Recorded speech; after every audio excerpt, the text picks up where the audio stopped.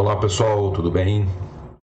Vou trabalhar com vocês um aprofundamento hoje usando o material hack da série Alpha, as habilidades de alta complexidade da série Alpha, tá?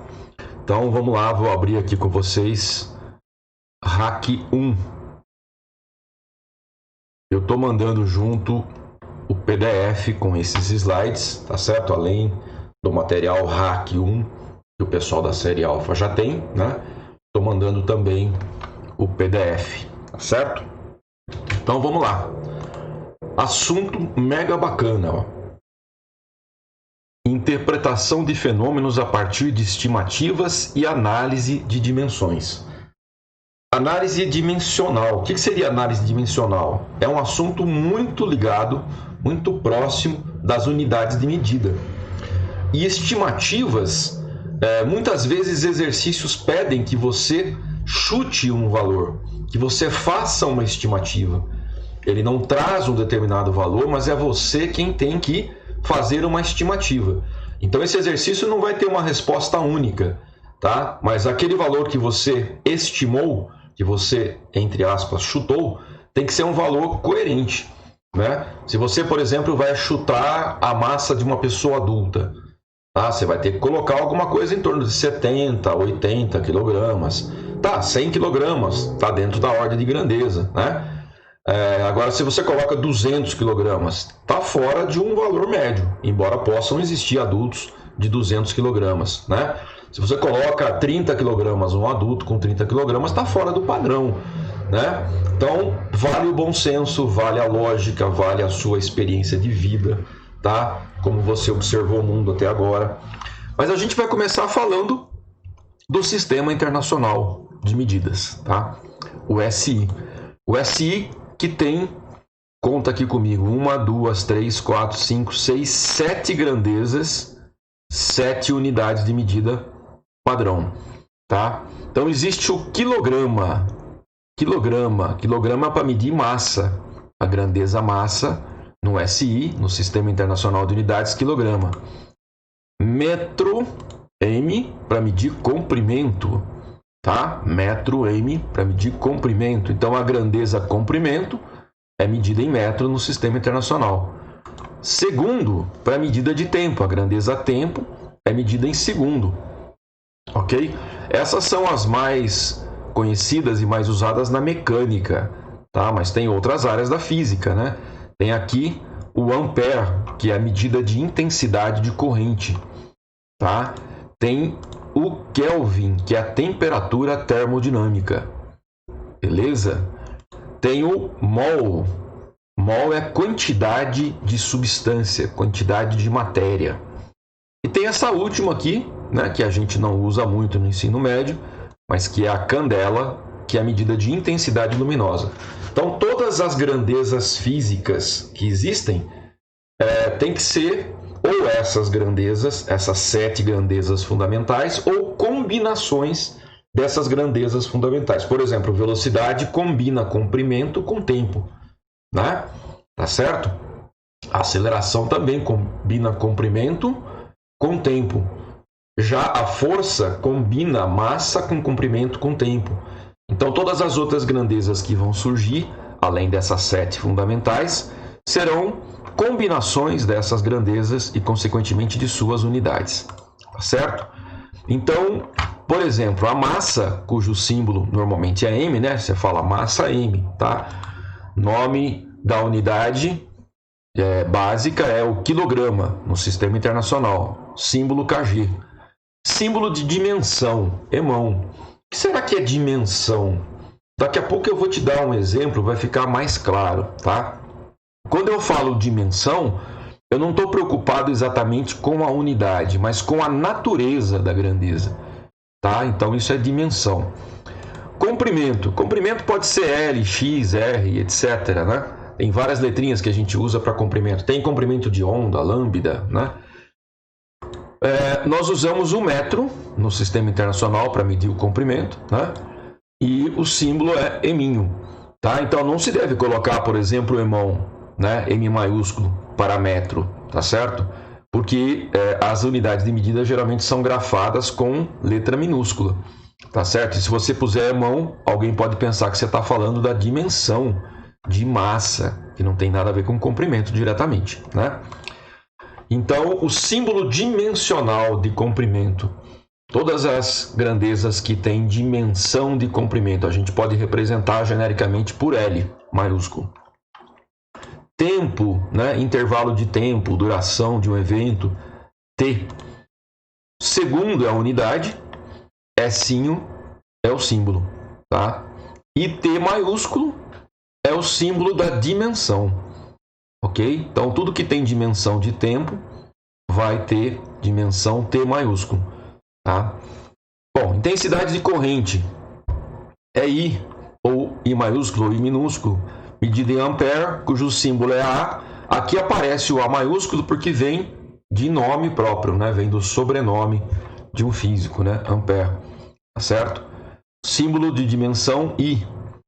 Temperatura termodinâmica, geralmente é T maiúsculo, né? Eu simbolizo a temperatura por T maiúsculo, eu meço em Kelvin, que é casão. Então, casão é Kelvin, casinho é quilo.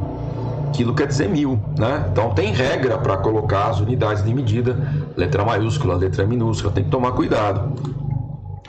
Símbolo de dimensão, θ.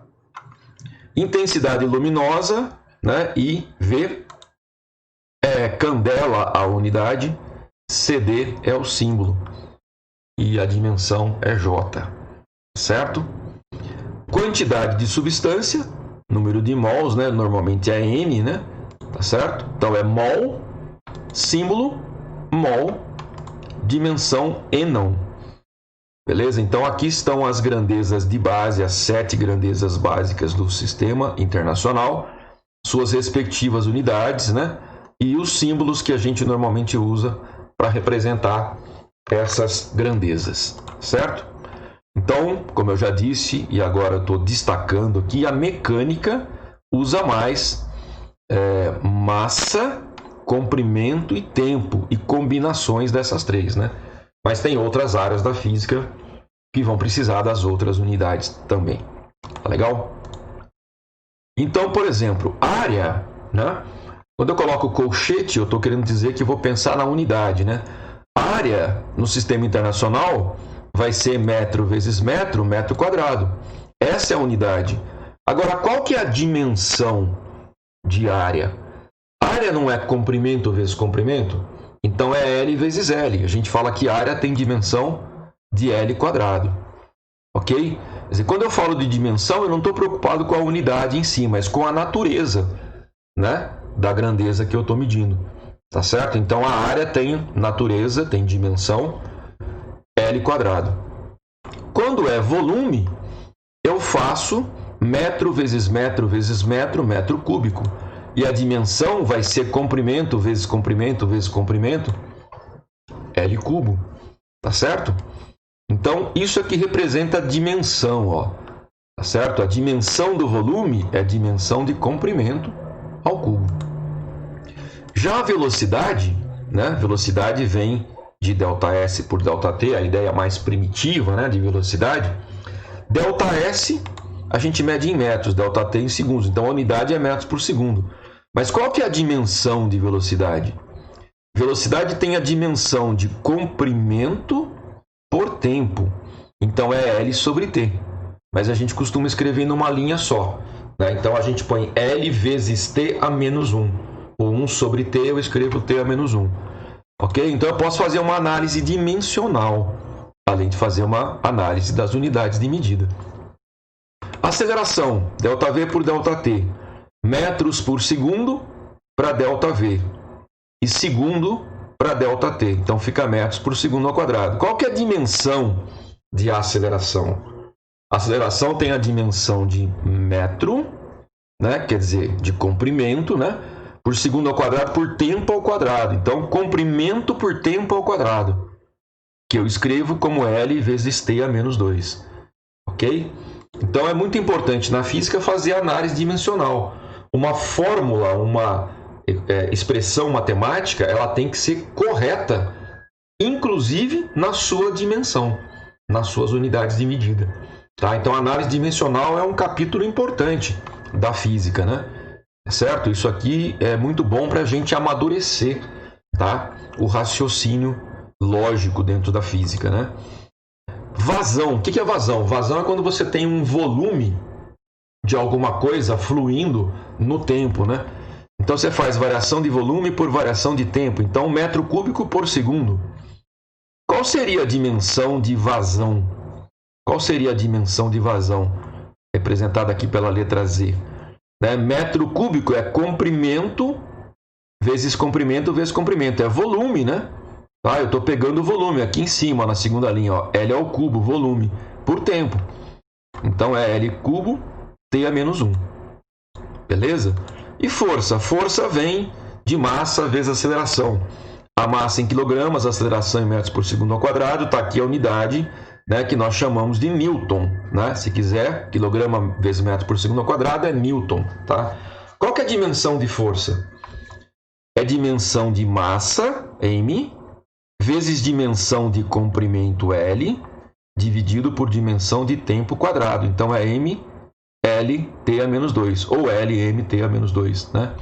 Tá certo? Aqui, como eu coloquei sempre o L primeiro, então aqui embaixo eu coloquei o L primeiro também. Beleza? Tá? Então, eu posso fazer uma análise dimensional, estudar uma grandeza quanto à sua natureza, sempre remetendo às grandezas mais fundamentais, né? Tá? O comprimento, dimensão L, a massa, dimensão M, e o tempo, dimensão T. Tá certo? Bom, aqui tem uma tabela enorme, né? Que vai meio que repetir algumas das ideias que a gente já fez no slide anterior. Eu vou passar rapidão, né? Área A, o símbolo metro quadrado, o nome da unidade metro quadrado, dimensão L quadrado, a aceleração que a gente fez no slide anterior, metro por segundo ao quadrado, né? Tá certo? Então, LT a menos 2, vazão Z, metro cúbico por segundo, então metro ao cubo dividido por segundo, L ao cubo vezes T a menos 1 é o símbolo dimensional, né? A força F, que é medida em Newton, Newton é metro vezes quilograma por segundo ao quadrado, ou quilograma vezes metro por segundo ao quadrado, né? Qual que é a dimensão? LMT a menos 2. Energia medida em joule. Joule é Newton vezes metro, né? Então, a dimensão é L quadrado MT a menos 2. Frequência é o inverso do período, é medida em hertz, né? Ela tem a dimensão de T a menos 1. Índice de refração. Índice de refração é adimensional. Índice de refração é um número que não traz unidade, né? Então, qual que é o símbolo da unidade? Não tem unidade. Então, eu ponho o número 1 aqui para não ficar vazio. Tá certo? Não tem dimensão, porque não tem unidade de medida. Né? O índice de refração é uma razão de duas velocidades. Então, cancela as unidades. Ângulo plano, alfa, beta, gama, etc., né? A gente mede em radiano. Nesse caso, o radiano não é uma unidade, né? Porque ele é adimensional, né? O radiano é o ângulo cujo arco e o raio têm a mesma medida, né? Não é isso? Então, você está dividindo o quê? Você está dividindo metro por metro, né? Está medindo o comprimento do arco, está medindo o raio, está dividindo um pelo outro, né? Então, radiano não é exatamente uma unidade, né? Quer dizer, existe o nome radiano para representar metro por metro, né? Num caso especial de ângulo plano. Em vez de medir o ângulo em graus, eu vou medir em radianos. Tá? Então, não tem símbolo dimensional. Coeficiente de atrito é outro que não tem dimensão, é adimensional, né? Porque ele é uma razão de forças, né? Tá? Então, Newton por Newton cancela, é adimensional. Número de moléculas, e não, também é adimensional, né? Tá? É apenas um número, eu estou contando moléculas, né? Molécula não é uma unidade, né? Eu estou contando indivíduos chamados de moléculas, tá certo? Então, algumas grandezas em física podem ter dimensão, outras são adimensionais, não tem unidade de medida, não tem dimensão. Tá legal? Então, interessante, né? Esse tipo de análise dimensional. Tá? Toda lei, toda fórmula física tem que ter um rigor dimensional. Se eu falo que alguma coisa é igual a outra coisa, tem uma expressão matemática no primeiro membro, tem uma expressão no segundo membro, tem que ter uma coerência. a dimensão do primeiro membro tem que ser idêntica à dimensão do segundo membro, tá certo? Então, para você ver como é que funciona, eu vou te mostrar um exercício extra, tá? Esse exercício eu escolhi aqui para apresentar para você. Sugiro que você pause o vídeo, né? Tente fazer o exercício e depois você dá play de novo para ver a resolução, tá certo? Para efeito de análise dimensional das grandezas físicas, são consideradas como fundamentais no Sistema Internacional de Unidades SI a massa M, comprimento L e o tempo T. Ao se estudar o comportamento dos elétrons no efeito fotoelétrico, a expressão energia cinética igual a HF igual a U0 é a que relaciona a energia cinética máxima de emissão com a função trabalho. Aqui, na verdade, é menos, né? Energia cinética HF menos U0. Com a frequência de radiação incidente F, a constante de Planck H. Com base nas informações dadas, é correto afirmar que a constante de Planck tem as dimensões. Qual que é a dimensão da constante de Planck? A constante de Planck é esse H, né? Que apareceu na fórmula aqui, ó. Certo? Na verdade, a fórmula geral tem um menos aqui, mas aqui ele está considerando um caso particular, né? A energia cinética igual a HF, que é igual a U0, função trabalho. Bom, o que a gente vai pensar? Eu vou ter que descobrir, né, a dimensão do H na fórmula energia cinética igual a HF. Né? Então, a dimensão de energia cinética vai ser igual à dimensão de H vezes a dimensão de frequência, tá? Então eu vou isolar a dimensão de H, que é o que ele quer que a gente descubra, né? Qual dessas alternativas tem a dimensão da constante H, constante de Planck. Então vai ser a dimensão de energia por dimensão de frequência. Se você lembrar de cabeça, você vai direto. Se você for craque de análise dimensional, já fez muitos exercícios, você vai direto, né? Se você não lembrar, você tem que ir passo a passo, né? Então você tem que lembrar que força é massa vezes aceleração. Então massa vezes comprimento por tempo ao quadrado. Então, mLT a menos 2. Essa é a dimensão de força. Trabalho é força vezes deslocamento. Né? Então, trabalho tem a dimensão de força, mLT a menos 2, vezes a dimensão de deslocamento, né? Que é L de novo. Né? Então, trabalho é mLT a menos 2, vezes L de novo. Então, é mL quadrado vezes T a menos 2. Essa é a dimensão de trabalho. Energia e trabalho têm a mesma dimensão. Então, mL quadrado, T a menos 2, é a dimensão de energia. Então, agora ficou moleza, porque a dimensão de H é a dimensão de energia, mL quadrado, T a menos 2, pela dimensão de frequência. Frequência é 1 sobre período. Né? Tem dimensão de T a menos 1. Ok? Então, vai ficar mL quadrado, T a menos 2, menos 1. Ok? Divisão de potências de mesma base, subtrai os expoentes. Então, menos 2, menos 1. Então, vai dar essa dimensão aqui, ó. A constante de Planck tem dimensão de mL quadrado, T a menos 1, alternativa C. Tá certo? Então, quando eu penso em análise dimensional, eu estou pensando antes das unidades de medida. Eu estou pensando na natureza daquela grandeza física, né? Qual é a natureza íntima daquela grandeza, dimensionalmente falando? Ok? Muito bem. Eu coloquei então esse exercício extra para você entender melhor o que é essa tal de dimensão, né? Agora vamos fazer os exercícios propostos no próprio material, tá certo? Primeiro exercício da Unicamp. Quando um recipiente aberto, contendo um líquido, é sujeito a vibrações, observa-se um movimento ondulatório na superfície do líquido. Para pequenos comprimentos de onda lambda, a velocidade de propagação v de uma onda na superfície livre do líquido está relacionada à tensão superficial, sigma, conforme a equação.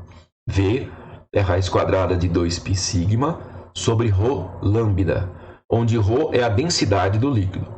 Esta equação pode ser utilizada para determinar a tensão superficial, induzindo-se na superfície do líquido um movimento ondulatório, como a frequência F conhecida, medindo-se o comprimento de onda lambda. Quais são as unidades de tensão superficial sigma no Sistema Internacional de Unidades? Qual qual que é a unidade de tensão superficial. Se você não sabe direito o que é tensão superficial, não tem problema, né? Ele deu uma fórmula, tá? Ele está aqui estabelecendo uma relação entre grandezas físicas, tá certo? Ele quer saber qual que é a unidade da tensão superficial, que é o sigma. Eu vou ter que isolar o sigma em função do resto. Então eu já mandei um quadrado aqui dos dois lados para sumir com a raiz. Ok? Agora, o que eu vou fazer? Eu quero analisar a tensão superficial sigma. Eu vou isolar o sigma. Tá legal? Então, V quadrado ρ lambda sobre 2π é sigma. Tá? Então, no sistema internacional, vamos com muita calma agora, né? No sistema internacional, qual que é a unidade de velocidade, de densidade, de comprimento de onda? 2π são números, né? 2 é número, π é número. Né? Não tem unidade, né? Então, a melhor coisa quando a gente vai fazer a análise das unidades é colocar colchete, né? Ao colocar os colchetes, você está declarando para quem está lendo, olha, eu vou estudar a unidade de medida de sigma, né, da tensão superficial, que pela fórmula dada é a unidade de velocidade ao quadrado, vezes unidade de densidade, vezes unidade de comprimento de onda, dividido pela unidade de 2π. Então, 2π aqui embaixo não tem unidade, então eu vou colocar 1, né, para não ficar vazio aqui. Velocidade em metros por segundo, só que eu vou elevar ao quadrado. Densidade, massa por volume, quilograma por metro cúbico. Comprimento de onda, metro. Então eu vou elevar ao quadrado, ó, metro ao quadrado por segundo ao quadrado, vezes quilograma por metro cúbico, vezes metro. Tá legal? O que vai acontecer aqui em cima? Ó, metro quadrado vezes metro vai dar metro cúbico por segundo ao quadrado, vezes quilograma por metro cúbico. Metro cúbico em cima e embaixo, um abraço. Vai sobrar quilograma por segundo ao quadrado, que escrito numa linha só é quilograma vezes segundo a menos 2. Então, esta é a unidade de medida de tensão superficial. Quilograma por segundo ao quadrado ou quilograma vezes segundo a menos 2. Né? Se fosse análise dimensional, você ia escrever mt a menos 2, né? Ou m por t quadrado, usando aquela simbologia, né? mlt. Legal? Interessante, né? Tá? Então, mesmo que você não saiba o que é essa grandeza, tensão superficial, como ele deu uma fórmula e você supõe que essa fórmula está correta, dimensionalmente falando, né? Então você é capaz de descobrir qual que é a unidade de medida. É assim que a gente procede nos exercícios em geral, né? A gente faz a análise das unidades de medida colocando colchetes, né? E se eu ficar na dúvida, tem que transformar a unidade, não tem? Eu coloco as unidades na conta. Eu faço a conta com os números e faço a conta com as unidades. Como eu fiz aqui, só que aqui eu fiz só com as unidades, né? Eu não estava pensando em valor, eu estava pensando só nas unidades de medida. Tá legal? Então é muito importante, né, um aluno, quando está fazendo uma prova de física, prestar atenção nas unidades, prestar atenção nas dimensões das grandezas com as quais ele está trabalhando. Tá? Isso é muito importante. Muita gente erra de bobeira, às vezes uma falta de atenção numa unidade de medida, uma coisa simples que era só prestar atenção, né? Não prestou, perde a questão. Né? Às vezes sabe pra caramba, conhece as leis, faz tudo certinho matematicamente, mas esquece de converter uma unidade. Perde a questão inteira de bobeira. Tá? Tá legal? Então isso é muito importante para os vestibulandos, né? Para a galera do cursinho, para a galera do terceiro, mas para o primeiro ano, para o segundo ano, para qualquer aluno que está fazendo, né, os seus estudos de física, sempre estar atento às unidades e às dimensões. Beleza? Vamos a mais uma questão. Então, sugiro que você pause, né? A gente vai ler junto aqui. Você pausa, faz a questão, depois você dá play para conferir. Olha que interessante essa ideia. Tá? Um vertedouro de uma represa tem uma forma triangular, conforme a figura abaixo. Aqui eu pus do lado para poder caber melhor no slide, né? Na questão original estava abaixo. Um técnico quer determinar empiricamente o volume de água por unidade de tempo que sai pelo vertedouro, isto é, a vazão. Ele quer medir a vazão, tá? Quanto de água que escoa, né? Quantos metros cúbicos de água escoam por unidade de tempo, por segundo, por exemplo, né? Como a represa é muito grande, a vazão não depende do tempo. Tá? Quando é um recipiente pequeno, né, a vazão pode variar com o tempo, mas uma represa gigantesca, né, a água saindo por uma tubulação, vai ter uma vazão constante. Então ela não depende do tempo. Vai ter tempo na fórmula? Não, não depende do tempo. Quais são os parâmetros relevantes, né? Esse técnico está pensando qual é a fórmula da vazão, quais são os parâmetros. A vazão deve depender da altura H, né? H é a altura do nível de água, medida a partir do vértice do triângulo. Então, o H. Esse H deve influenciar na vazão. Tá? G é a aceleração da gravidade. Tá? O G deve influenciar na vazão. A partir dessas informações, o técnico escreve a seguinte fórmula para a vazão. Ele chamou a vazão de Q. Na cabeça dele, a vazão vai ser CH elevado a X, G elevado a Y, onde C é uma grandeza adimensional. C é o número que faz a conta dar certo, mas não tem unidade de medida. Tá?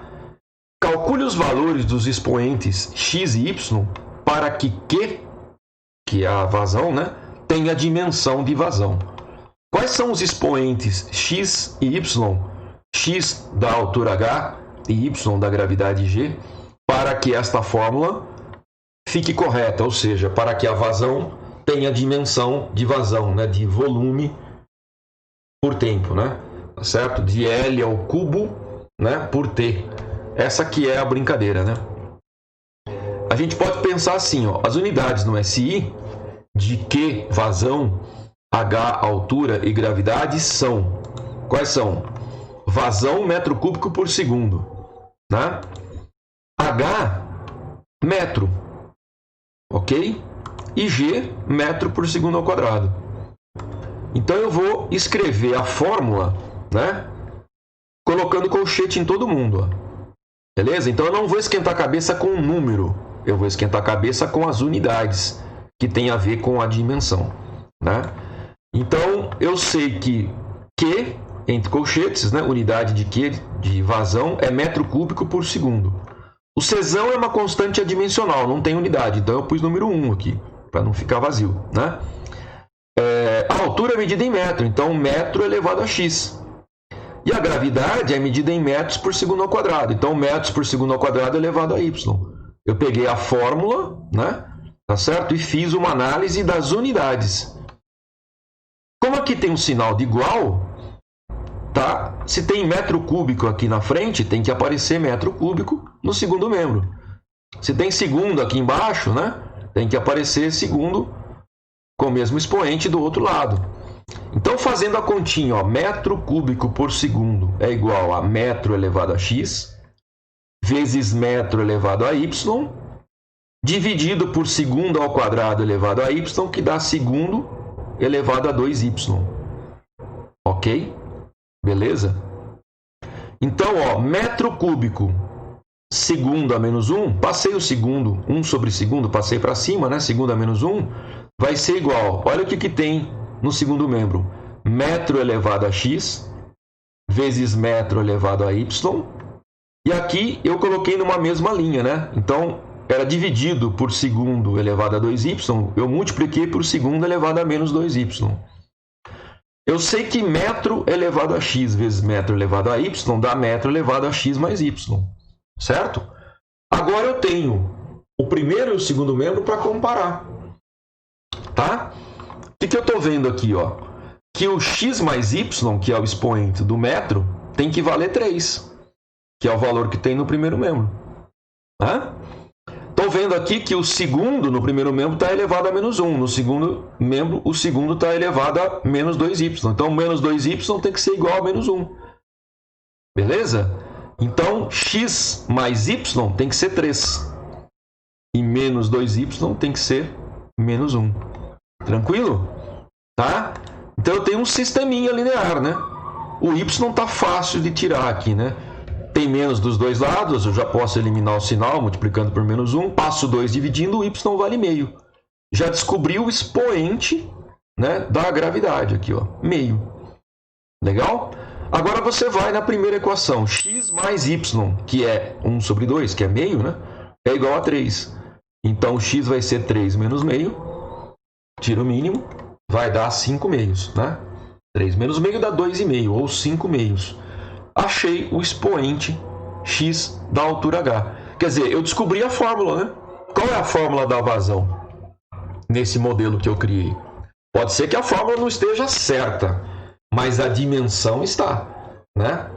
Porque eu fiz uma análise das unidades, ok? Eu sabia que a grandeza física chamada vazão tinha que ser volume por tempo. Entendeu a brincadeira? Então, muitas fórmulas na física podem ser descobertas assim. Olha, eu não sei direito qual é a grandeza que contribui para essa grandeza outra que eu estou querendo medir. Então, eu falo que a grandeza A, né, é proporcional à grandeza B elevado a x, que é proporcional a c elevado a y, que é proporcional a d elevado a z, e faço uma análise dimensional, como eu fiz aqui. E eu descubro os expoentes. Aí eu chego numa fórmula. Eu sei que essa fórmula está dimensionalmente correta. Aí eu vou no laboratório testar para ver se ela está fisicamente correta. Pode ser que ela está dimensionalmente correta, mas fisicamente não esteja. Mas é uma maneira de deduzir fórmula, né? Tá certo? A análise dimensional é muito importante em física. Às vezes, olhando a unidade de medida das alternativas, né, das possíveis respostas, a gente tem uma ideia da fórmula, né? Então, isso que a gente está fazendo aqui é muito importante, tá? Muito importante. Esse exercício é muito interessante e muito importante. Beleza? Agora, olha esse exercício da Unicamp. Mistura de interpretação com matemática, com análise, com estimativa. Estimativa é você chutar um valor, mas tem que ser um valor coerente, né? Qual que é o tamanho de uma caneta? 15 centímetros? Ok. 16 centímetros, 18 centímetros, 20 centímetros já é uma caneta grande, mas tá, ok, né? Ah, qual que é o tamanho de uma caneta? 1 milímetro. 1 milímetro não, filho de Deus, isso é uma caneta minúscula, né? Então, saber estimar valores, a Unicamp adora fazer questões assim, essa é uma delas. E é muito bacana. Um corpo que voa tem seu peso equilibrado por uma força de sustentação, atuando sobre a superfície da área A das suas asas. Para voos em baixa altitude, essa força pode ser calculada pela expressão P sobre A é 0,37 v², onde v é uma velocidade de voo típica deste corpo. A relação PA para um avião de passageiros é 7.200 newtons por metro quadrado. É peso por área, né? Força por área. E a distância B entre as asas, né, as pontas das asas, que é chamada de envergadura, para o avião é 60 metros. Admita que a razão entre as grandezas PA e B é aproximadamente a mesma para pássaros e aviões. Então, o avião que é grandão, se você fizer P por A dividido por B, vai dar um número. O passarinho, que é bem menor que o avião, se você fizer P por A dividido por B, vai dar o mesmo número, tá? Então, a razão PA por B é uma constante, ok? Para aviões e para pássaros. Então, aqui está um pássaro de envergadura B. Aqui está um avião de envergadura 60 metros. Beleza? Representação fora de proporção, cores fantasia, né? Então, isso é só uma ilustração para te dar uma ideia. Está fora de proporção, né? Que pássaro é esse que tem quase o tamanho do avião? Não tem, né? Estime a envergadura de um pardal. Qual que é o tamanho de ponta a ponta das asas de um pardal?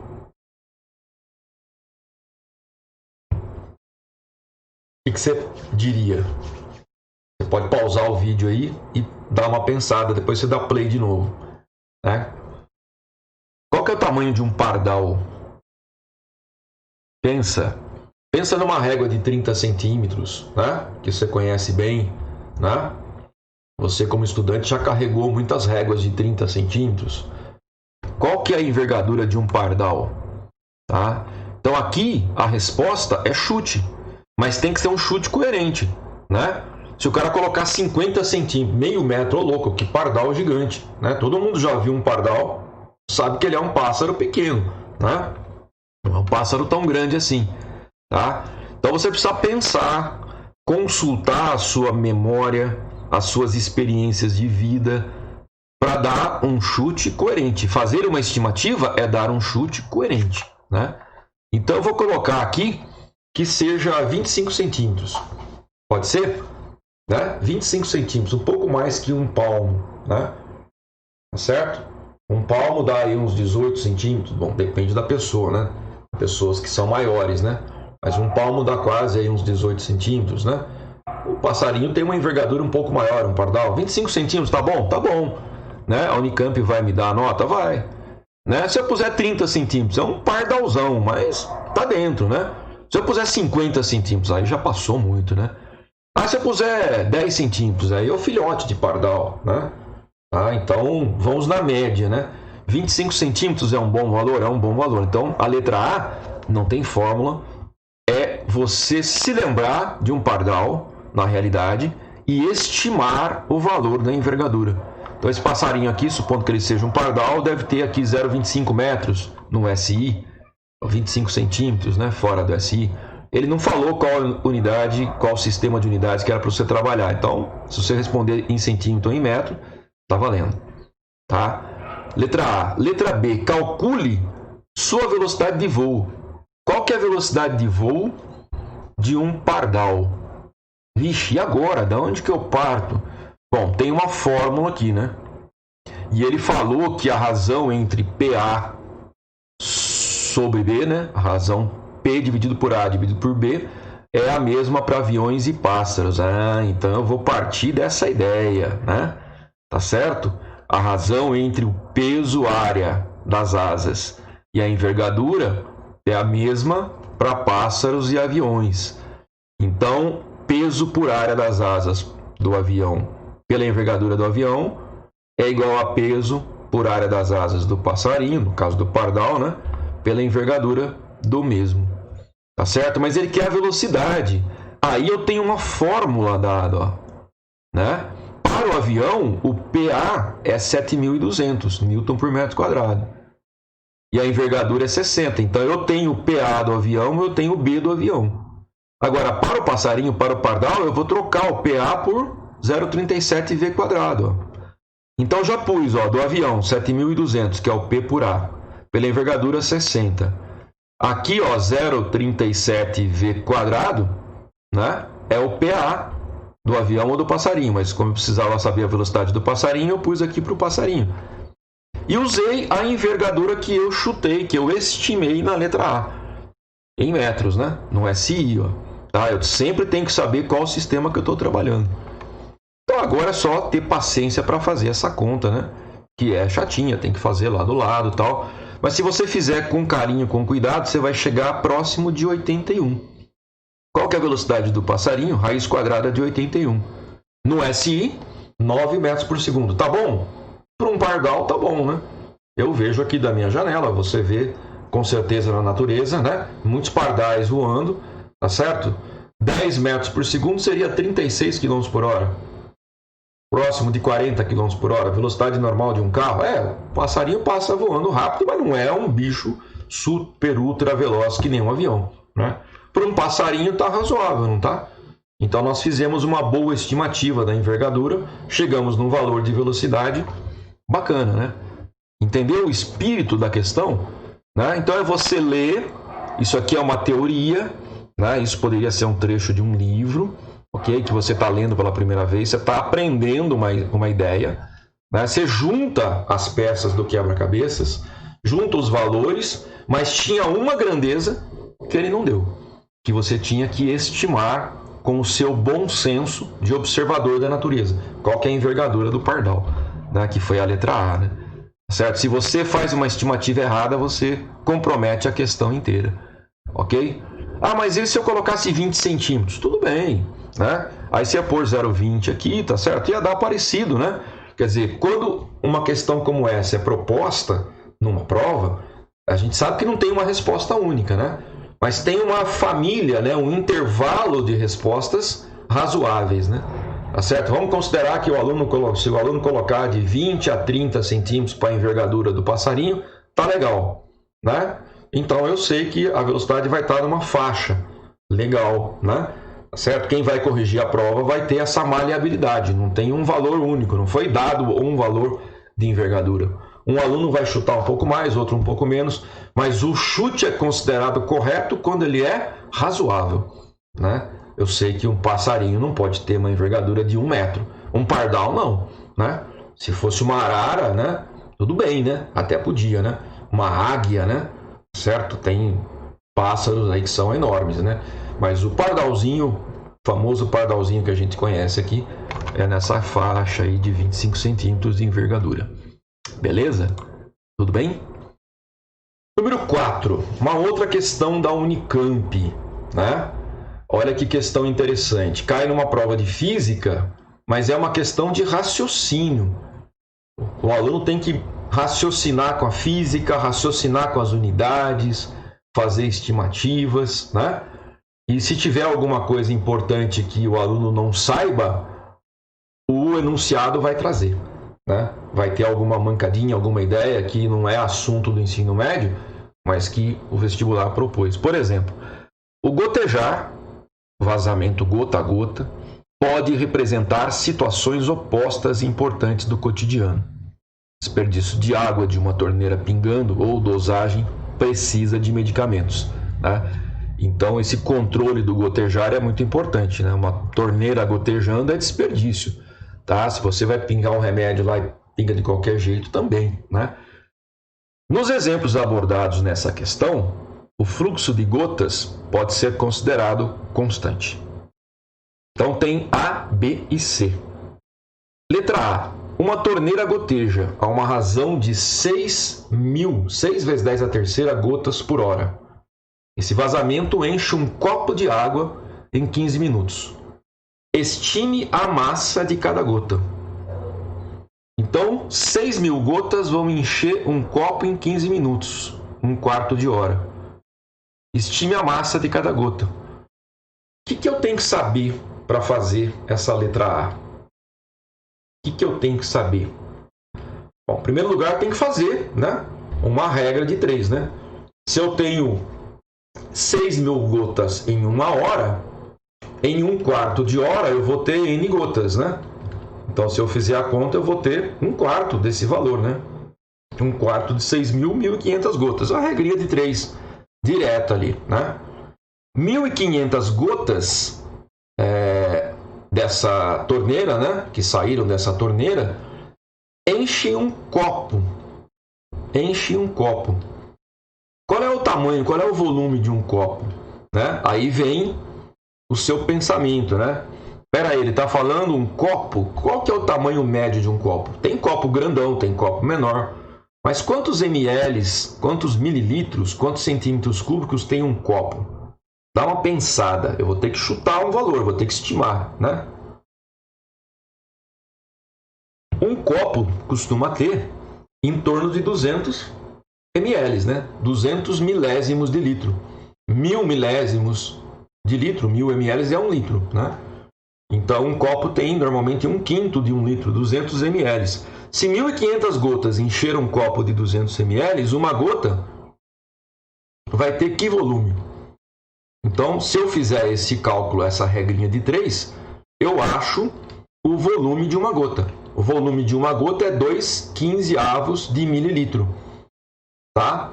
Posso fazer essa conta, dividir 2 por 15? Posso, mas ele não pediu volume, né?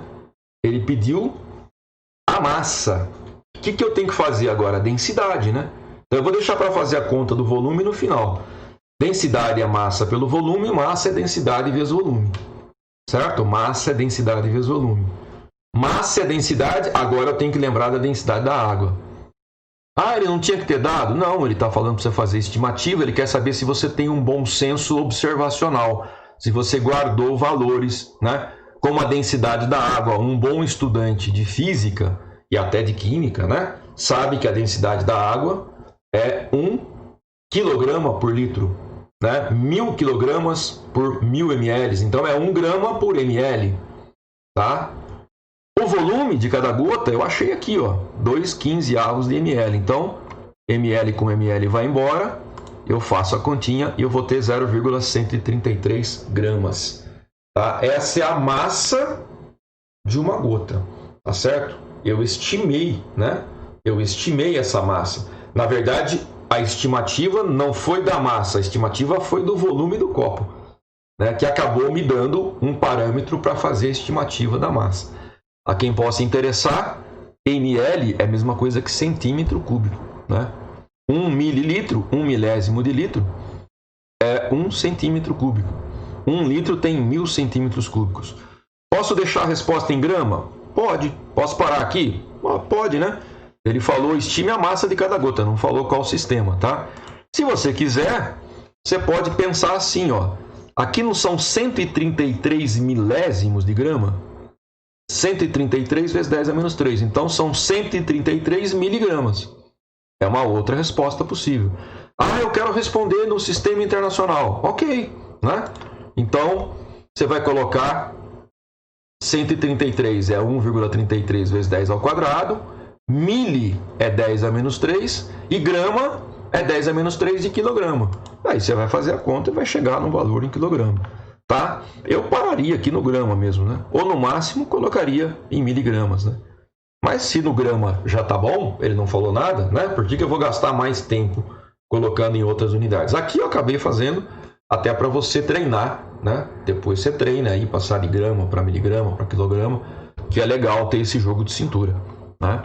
Tá certo? Imagina que você faça uma questão super complicada e na hora de transformar de grama para quilograma ou para miligrama você bobeou e perdeu só por causa dessa transformação. É uma judiação, né? Não faz sentido, né? Certo? Então tem que prestar atenção. É óbvio que todo mundo erra, né?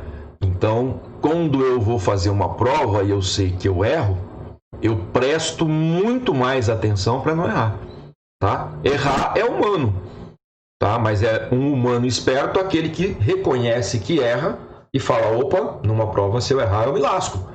Então eu quero ir bem, eu vou prestar atenção, né? Essa é a regra, né? Tá certo? Tá? Todo mundo erra, não há quem nunca tenha errado, né? E mesmo quem tem acertado bastante, uma hora vai fazer bobagem, vai errar, né? Isso faz parte do jogo, tá?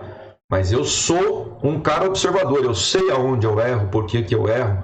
Eu aprendo a lidar com as minhas fraquezas para me fortalecer, entendeu? Então essas transformações de unidades aí são muito importantes, né?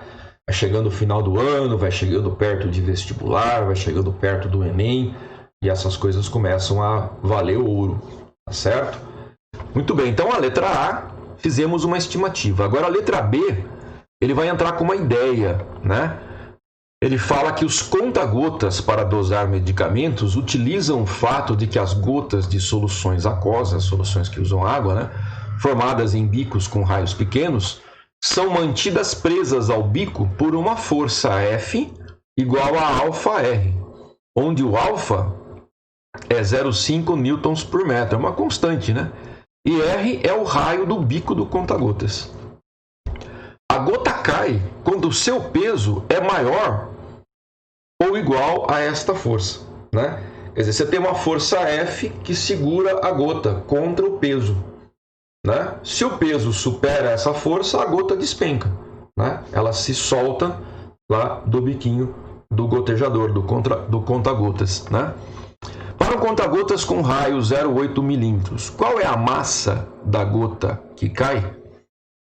Então agora você tem uma fórmula, né? Então agora você tem uma fórmula, tá certo? A força que sustenta a gota é alfa R. A gota cai quando o seu peso é maior ou igual a esta força. Então, esta força aqui no limite em que a gotinha vai soltar-se, né, do conta-gotas, esta força F, que eu sei que é alfa R porque ele deu, esse modelo aqui eu não conheço, nunca estudei. Força no conta-gota é alfa R, nunca tinha visto isso.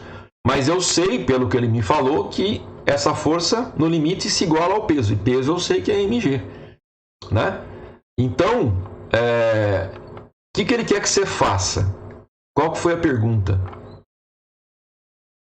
O que ele pediu aqui? A massa da gota que cai. Então, o M aqui é a incógnita, né? A gravidade é 10, né? Certo? Todo mundo sabe que a gravidade na Terra é 9,8. Vou botar 10 aqui, né? Estou fazendo uma estimativa mesmo. 9,8 e 10 é praticamente a mesma coisa quando se trata de um chute, de uma estimativa, né? A constante é 0,5 unidades do Sistema Internacional, né? 0,5, né? Quanto que é o raio? 0,8 milímetros. 0,8 vezes 10 a menos 3 do metro. Então, se eu fizer essa continha, eu descubro a massa em quilogramas, tá certo? Então, essa é a massa da gota que cai no conta-gotas. Eu consegui descobrir, né, por uma outra fórmula ali, ó, qual é a massa de uma gotinha que cai desse dosador de medicamentos, muito simples, que é o conta-gota. Né? Quer dizer, por essa regrinha física, que a força é uma constante vezes o raio, né? E a constante vale meio no SI, eu consigo estimar a gotinha, né? Então isso é um bom dosador, né? É uma coisa simples, barata, um tubinho, né? Tá certo? Tem uma borrachinha lá em cima, né? Eu consigo dosar com precisão massas pequenas, né? 4 vezes 10 a menos 5 quilogramas. Ó. Tá legal? Beleza? Letra C. Uma receita médica prescreve 15 gotas de um medicamento. Qual a quantidade do elemento ativo nessa dose? Quer dizer, 15 gotas do medicamento vai ter qual quantidade de elemento ativo? A gente sabe que o remédio ele tem um líquido, né? Tá certo? E o princípio ativo nesse líquido. Esse líquido geralmente é água, né? Uma solução aqui ele fala que a dissolução do elemento ativo é de 20 gramas por litro de solução aquosa. Eu tenho água, em 1 litro de água eu vou ter 20 gramas de medicamento. Se eu pingar 15 gotas do medicamento, qual é a quantidade do elemento do princípio ativo do remédio propriamente dito, né? Que eu vou estar ingerindo?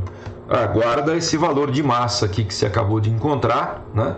Você vai precisar dele aqui talvez, né? Então guarda aqui esse valor. Então 20 gramas do princípio ativo por litro. São 20 gramas por cada quilograma de água, né? Então 20 gramas por cada quilograma. 20 gramas por cada quilograma. Agora, a massa de uma gota a gente acabou de encontrar 4 vezes 10 a menos 5. Ó. Se eu pegar 1 litro, quer dizer, 1 quilograma, né, dessa solução, eu vou ter 20 gramas de remédio. Se eu pegar uma gotinha só, de 4 vezes 10 a menos 5, que a gente acabou de calcular na letra B, qual é a massa de medicamento de princípio ativo que ela vai ter? Entendeu a jogada aqui? Então aqui, se você fizer a conta, né, com carinho, multiplica em cruz, isso aqui é uma regra de 3, né? Tá certo? Cancela a unidade quilograma com quilograma, você vai encontrar essa massa aqui, ó. Então, cada gotinha de medicamento, de remédio, que é uma solução aquosa, vai trazer esta quantidade em gramas de remédio, do princípio ativo. Beleza? Deu para entender? Agora, isso é uma gotinha, né? Eu usei a massa de uma gota para achar a massa de remédio em uma gota. Ele quer saber qual a quantidade do elemento ativo na dose de 15 gotas, né? Então, se a massa é essa daqui para uma gota, em 15 gotas é só multiplicar por 15, né? Certo? Então, eu vou ter 120 vezes 10 a menos 4, 1,2 vezes 10 a menos 2 gramas, né? Tá? De novo, ele não falou qual é a unidade, eu achei em grama, tá bom, né? Se quiser passar para miligramas, né? Se quiser passar para quilograma, tudo bem, né? Mas é mais conta para você fazer desnecessariamente, porque é aceitável essa resposta aqui em gramas, né? Certo? Então, assim, o tipo do exercício, fala, mas esse exercício é de física? O que mais teve física aqui foi a letra B, né? Que falou de força, né? Eu tive que pensar no peso, né? Eu tive que pensar no equilíbrio da força F com a força peso. Então, teve uma jogada forte de física ali, né? Mas o resto é raciocínio, é unidade de medida, é tratamento de grandezas, né?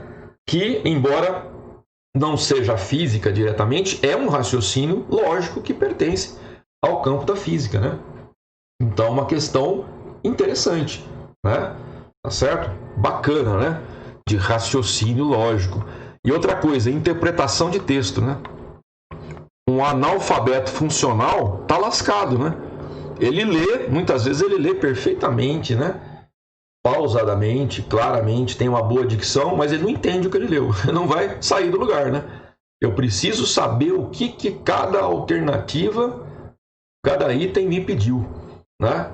E o que ele me deu, e o que eu vou fazer com o que ele deu para chegar aonde ele pediu, né?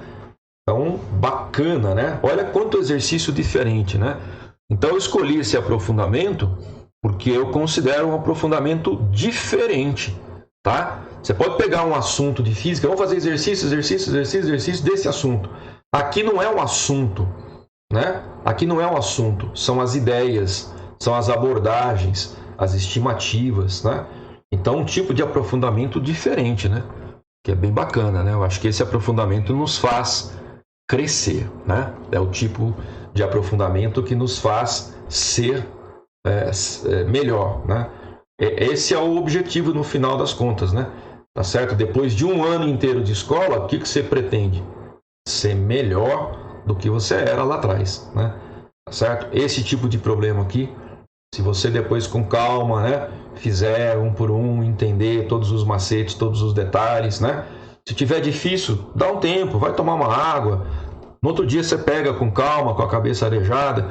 A hora que você entender, você deu um salto de qualidade. Aí você adquiriu o repertório, né? Olha essa outra questão que interessante. O Unicamp também. O Unicamp adora fazer o aluno pensar, né? Uma caneta esferográfica comum pode desenhar um traço contínuo de 3 km de comprimento. Você pegar uma caneta esferográfica, se tivesse um papel de 3 km, dava para você fazer um traço. Toda a tinta dela dava para escrever 3 km. Isso ele está te dando, tá? Agora, a largura desse traço é meio milímetro. No papel, né, vai ficar uma faixinha de tinta. Essa faixinha tem uma largura, meio milímetro. Ela também tem uma altura, né? Se você pudesse olhar de lado, colocando o papel aqui, você veria uma película de tinta. Ela tem uma largura, ela tem uma espessura. A largura ele deu, é meio milímetro, tá? O π, ele mandou você considerar 3. Será que vai entrar o π aonde? Tô vendo nada redondo aí, né? Mas tudo bem. Considerando que o π vale 3, beleza. Faça o que se pede. Primeira coisa, estime o volume de tinta numa carga nova de uma caneta esferográfica. E a partir desse valor, calcule a espessura do traço deixado pela caneta sobre o papel, né? Então, você está fazendo prova, você está com uma caneta na sua mão. Não é uma caneta vermelha, certamente, né? Se for no Enem, é uma caneta preta, né? Transparente. Mas você tem que pensar no tamanho da caneta. A caneta tem uns 15 centímetros. Mas a tinta, né? A tinta é esse tubinho, né? Que tem aqui dentro. Ele é menor que 15. E a tinta não vai até o final do tubo, né? Então, qual é o tamanho do tubo? Qual que é o tamanho do tubo? Então, eu vou ter que estimar, né, o volume de tinta, certo? Qual que é o tamanho de uma caneta? A caneta deve ter uns 15 centímetros, mas o tubinho de tinta não tem, talvez uns 10 centímetros, né? Um pouco menos, né? Tá? Um pouco menos que 15, né? Então, 10 centímetros? Tá, 10 centímetros, 12 centímetros, 9 centímetros. Né? Se o cara falar 1 centímetro, não veio nada de tinta nessa caneta, tá com defeito, né? Se o cara falar 50 centímetros, é uma caneta gigante. Então, de novo, vale o bom senso. 10 centímetros tá bom. Né? Eu tinha pensado em 12. Ok, faça com 12. Né? Não tem problema nenhum. Tá? 10, 12 são aceitáveis. Né? Até uns 15 aí tá dentro. Né? Agora, qual que é o diâmetro do tubinho? Então por isso que apareceu o π ali. Tem essa história do volume, área da base vezes a altura. O tubinho é um cilindro, né? Esse tubinho que tem dentro da caneta aqui, ó, né? Esse tubinho de tinta que tem aqui dentro da caneta, qual que é a espessura dele? Se você pensar na caneta, você está segurando uma caneta na sua mão, você está fazendo prova, você pode olhar ali, né? Pode desmontar, tirar o tubinho, olhar. 1 milímetro de raio. Tá bom? Tá bom, né? Tá certo? 1 milímetro de raio, né? 2 milímetros de diâmetro. Então, o volume de tinta vai ser a área da base vezes a altura. πr² por h, no SI. O π vale 3, o raio vale 1 vezes 10 a menos 3. Ok? A altura 10 centésimos de metro, 10 centímetros, ó, 10 centésimos de metro. Tá? Então, vai ficar 1 metro ao quadrado vezes metro, metro cúbico. Fazendo a conta com os numerinhos aí, ó, esse é o volume de tinta que vem na caneta. 3 vezes 10 a menos 7 metros cúbicos. Então, estime o volume de tinta. Estimamos. 3 vezes 10 a menos 7 metros cúbicos. Tá? A partir desse valor, calcule a espessura do traço deixado pela caneta sobre o papel. Agora, você vai ter que pensar que o traço é uma película. Como se fosse um tijolo. Né? Só que é um tijolo muito fininho e muito comprido. É um paralelepípedo. De comprimento 3 km, que ele deu aqui, né? Ele falou que uma caneta esferográfica consegue desenhar um traço contínuo de 3 km, né? Tá certo? E ele deu a largura. E está pedindo agora para você a espessura. Então, eu imaginei um tijolinho, tá vendo? Para representar o traço de tinta. Só que se eu fosse fazer em escala, ia ser um tijolo de 3 km de comprimento, né? Meio milímetro de largura e uma espessura que eu quero descobrir, né? Então ele ficou bem fora de escala, né? Mas a ideia geométrica é essa, né? Tá certo? Eu tenho um tijolinho de tinta, o volume desse tijolinho é 3 vezes 10 a menos 10 metros cúbicos. O comprimento dele é 3 km. A largura dele está aqui meio milímetro. Eu quero saber a espessura E, certo? Quero saber a espessura E aqui, ó. Então, o volume é EBL, né? Espessura vezes a largura, né? B, vezes o comprimento L.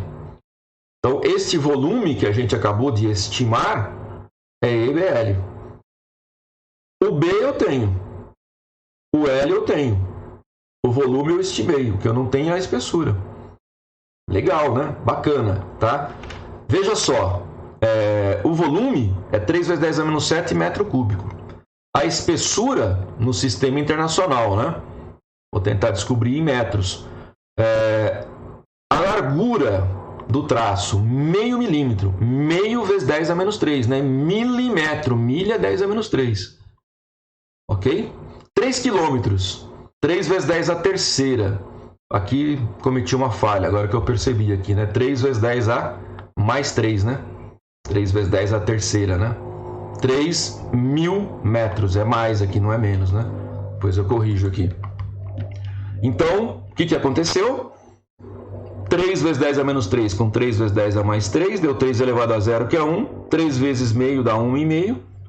Ok? 1,5 vezes a espessura é igual a 3 vezes 10 a menos 7. Passa 1,5 para o outro lado, 3 por 1,5 dá 2. A espessura é 2 vezes 10 a menos 7. Posso parar aqui? Posso. Nada me impede de parar aqui, né? Mas eu posso escrever 0,2 vezes 10 a menos 6, porque eu sei que existe um prefixo, né? 10 a menos 6, né? 10 a menos 3 é mili, 10 a menos 6 é micro.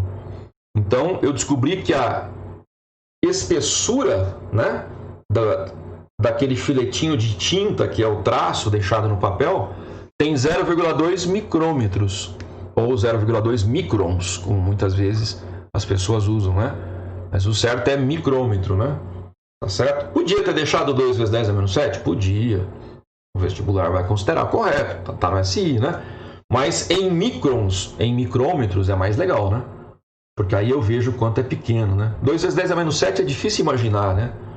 Mas 0,2 microns, né? Eu pego metro, divido por 1000. Tem milímetro. Divido por 1000 de novo. Aí dá um micron, né? O micrômetro, micrômetro, né? Aí eu pego 2/10 desse pedacinho, né? Entendeu? Aí dá para você ter uma ideia de que essa espessura é muito pequenininha, né? Esse tijolinho que eu desenhei aqui, o tijolinho que eu desenhei aqui, ele é compridão, né? O L é grande, tá certo? A largura é pequena, né? Esse B aqui, a largura é pequena, mas a espessura é muito, muito, muito menor, né? Quer dizer, ele é um paralelepípedo esticado, pouco largo, mas muito baixinho, muito chatinho, muito achatadinho. É um traço de tinta, né? Tá certo? Beleza? Então, olha que bacana. Com raciocínio lógico, a gente consegue tirar, né, algumas informações e fazer contas e estimativas interessantes. O papel do físico muitas vezes é fazer estimativas, né? Tá certo? Tirar valores razoáveis para determinadas grandezas do universo inteiro, né? Desde o macro até o micro. Letra B. Ao escrever a força que uma caneta exerce sobre o papel é 3 newtons. Ele está dizendo que quando você escreve, a força que a caneta faz no papel é em torno de 3 newtons. Isso ele deu. Qual a pressão exercida pela esfera da caneta sobre o papel? Então, força por área é pressão. A ponta da caneta é uma esfera. Então, a área vai ser um círculo, né? Tá? Vai dar uma afundadinha ali no papel, né? Vai fazer um círculo, tá certo? A área do círculo é πr². Agora, qual vai ser o tamanho desse círculo? Eu tenho que imaginar que o traço de tinta é feito por uma esfera que vai rolando, né? Ok? Então, a esferinha vai deixar um círculo no papel, né? Cujo diâmetro é o próprio 0,5 milímetros aqui, que é a largura do traço, né? Tá? Que é o tal do B que eu tinha colocado no meu desenho aqui, né? Tá certo? Beleza? Então, eu sei qual é o diâmetro da esferinha da caneta esferográfica, por isso que chama esferográfica, tem uma esfera, né? Tá? Eu sei que o círculo que ela vai deixar, que vai arrastar para fazer o traço de tinta, né? Esse círculo tem a mesma largura do traço, ok? Então, qual vai ser a pressão? Força por πr². O R é metade do B, né? Metade do diâmetro, né? Então, eu tenho a força no sistema internacional 3 newtons. O π, 3, né? Mandou aproximar para 3. O B, 0,5 milímetros. 0,5 vezes 10 a menos 3. Divide por 2, não esquece de elevar ao quadrado, né? Então, vai ficar, ó, 3 com 3 cortou. 1 sobre 10 a menos 3 ao quadrado por 2 ao quadrado. Enfim, fazendo essa conta aqui, agora questão matemática, né? Eu vou chegar neste valor aqui, 16 por 10 a menos 6 Newton por metro quadrado. Em cima é Newton, embaixo é metro, que elevou ao quadrado, metro quadrado. Newton por metro quadrado é conhecido como Pascal, né? Vai dar 16 por 10 a menos 6, que é a mesma coisa que 16 vezes 10 a sexta, Pascal. 10 a sexta é mega, né? Então eu tenho 16 vezes 10 a sexta Pascal ou 16 megapascal. Eu posso responder com mega ou deixar o 10 a sexta. Esse é o valor da pressão, né, que a gente faz no papel quando a gente escreve. Fizemos uma estimativa da pressão exercida pela caneta no papel, tá certo? Lembrando que a pressão de uma atmosfera, né, a pressão ao nível do mar, é aproximadamente 1 vezes 10 a quinta Pascal, né? E aqui deu 16 vezes 10 a sexta, né? É uma pressão maior do que a pressão atmosférica, tá certo? Beleza? Por isso que o traço no papel, né, costuma fazer um vinco, né? Tá certo? Tem gente que escreve com a mão tão pesada, como se diz, né? E marca o papel, né? Às vezes o cara escreve no papel em cima de uma mesa e afunda a madeira, fica um risco, né? Se ele fizer uma força muito grande. Aqui ele mandou você considerar uma força de 3 newtons, né? Tá certo? E aí, por estimativa, né? Por análise aqui, a gente conseguiu chegar num valor razoável de pressão aqui. Ok? Então é esse tipo de problema que eu queria mostrar para vocês, né? Problemas em que você tem que raciocinar, pensar, usar geometria, usar física, chutar inteligentemente alguns valores que sejam razoáveis, né? Que sejam realísticos, né? Você não pode exagerar nem para mais nem para menos. Então, problemas bacanas, né? Que podem aparecer em vestibular. E eu vou deixar um exercício aqui de análise dimensional, tá? Para você fazer. No PDF que eu estou deixando, esse exercício está resolvido. Tem o passo a passo dele aí, tá certo? E fala sobre ondas gravitacionais, que foi uma descoberta muito legal, né, em 2015, né? 100 anos depois que Einstein tinha previsto as ondas gravitacionais, elas foram detectadas pela primeira vez num experimento americano e ganharam até prêmio Nobel já, né? Bacana demais. Eles usaram como pano de fundo as ondas gravitacionais para fazer uma questão de análise dimensional na prova do ITA de 2017, certo? Então é isso. Agradeço a você aí pela atenção, certo? Esse então foi um aprofundamento para você se divertir aí. Faça com calma, sem pressa, né? Não precisa ser tudo de uma vez, né? Aproveita, saboreia o que essa atividade está te propondo, né? Para você amadurecer. A proposta não é fazer você sofrer, não é fazer você ficar nervoso, né? Ah, que exercício difícil, complicado. É difícil, é complicado, é trabalhoso, tem raciocínio, tem que ter visão tridimensional, enfim. São várias habilidades complexas que são cobradas, não é à toa que chama-se hack, né? Habilidades de alta complexidade. Mas é com a proposta de você amadurecer. Fechou? Então é isso aí. Obrigadão pela atenção e a gente se vê em breve. Tchau, tchau.